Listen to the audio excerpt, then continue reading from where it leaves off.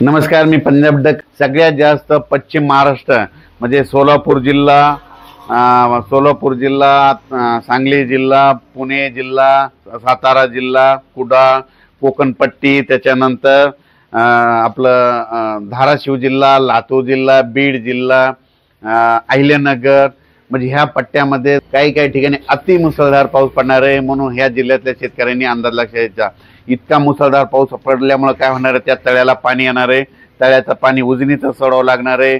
कोयनेला पाणी येणार आहे. कोयने सांगलीकडे पूर परिस्थिती निर्माण होईल. म्हणून नदीकडच्या शेतकऱ्यांनी हा अंदाज लक्षात घ्यायचा. आणि राज्यातल्या परत शेतकऱ्याला सांगू इच्छितो की मग त्याच्यानंतर परत 14 सप्टेंबर ते 18 सप्टेंबरच्या दरम्यान पुन्हा तळोदा तालुका, शिरपूर, यावल, बुरामपूर, अचलपूर, वरुड, जामनेर, हरिशाल, नंदुरबार, चोपडा, अकोट, तेलारा, सावनेर, एरंडोल, पाचोरा, म्हणजे ह्या पट्ट्यात काय होणार आहे, 14 ते 18च्या दरम्यान पुन्हा तिकडल्या भागात देखील पाऊस पडणार आहे. म्हणून त्या भागातल्या शेतकऱ्यांनी अंदाज लक्षात घ्यायचा. त्याच्यानंतर इगतपुरी, नाशिक, येवला, येलोरा, संभाजीनगर, जालना, लोणार, पुसद, डिग्रस, अर्धापूर ह्या पट्ट्यात देखील 14 ते 18च्या दरम्यान पाऊस पडणार आहे. म्हणून हा अंदाज लक्षात घ्यायचा. राज्यातल्या सर्व शेतकऱ्याला सांगू इच्छितो की हा परतीचा पाऊस आहे. परतीचा पाऊस जोरदार पडणार आहे. ठिकठिकाणी मुसळधार पडणार आहे, कुठं अतिमुसळधार पडणार आहे, कुठं रिमझिम पडणार आहे. म्हणून हे अंदाज लक्षात घ्यायचा.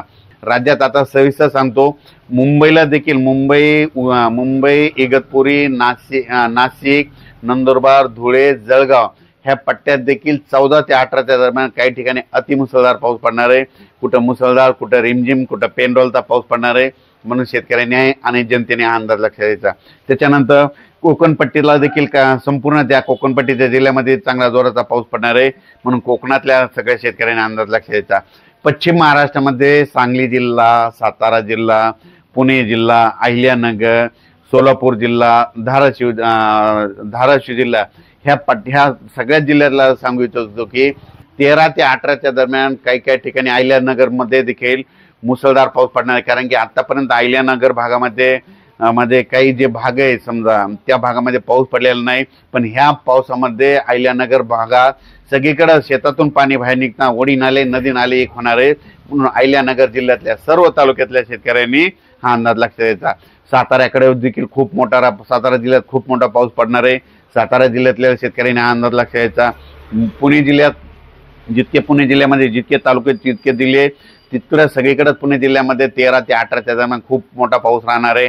म्हणून हे अंदाज लक्षात घ्यायचा. सोलापूर जिल्ह्यात तर आजच पाऊस सुरू होणार आहे. म्हणून सोलापूर जिल्ह्यामध्ये जितके तालुके आणि भाग आहेत त्या सोलापूर भागामध्ये आज देखील काही काही ठिकाणी अतिमुसळधार पाऊस पडणार आहे. म्हणून हे अंदाज लक्षात घ्यायचा.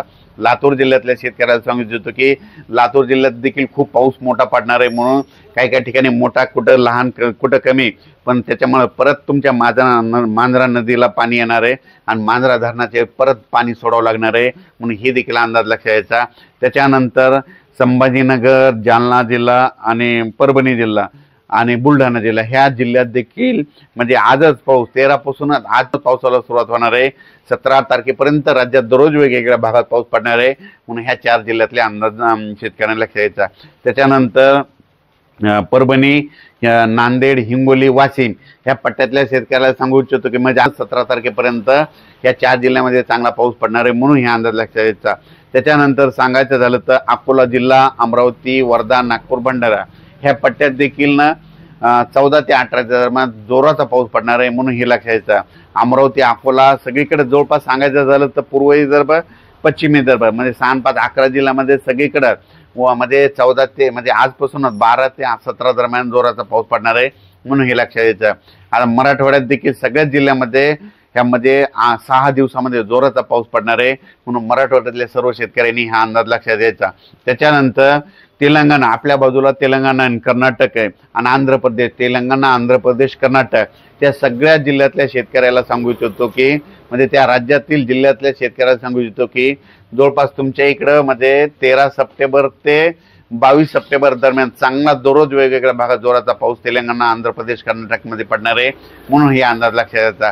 सांगायचं झालं तर हे परतीचा शेवटचा पाऊस सगळ्याच जिल्ह्यांना झोडपून काढणार आहे. पण दररोज आज या भागात पडन तर उद्या दुसऱ्या जिल्ह्याला झोडपेना परवा दिवशी तिसऱ्या तालुक्याला झोडपेना तर सगळीकडे जोराचा पाऊस पडणार आहे, म्हणून हा अंदाज लक्षात घ्यायचा.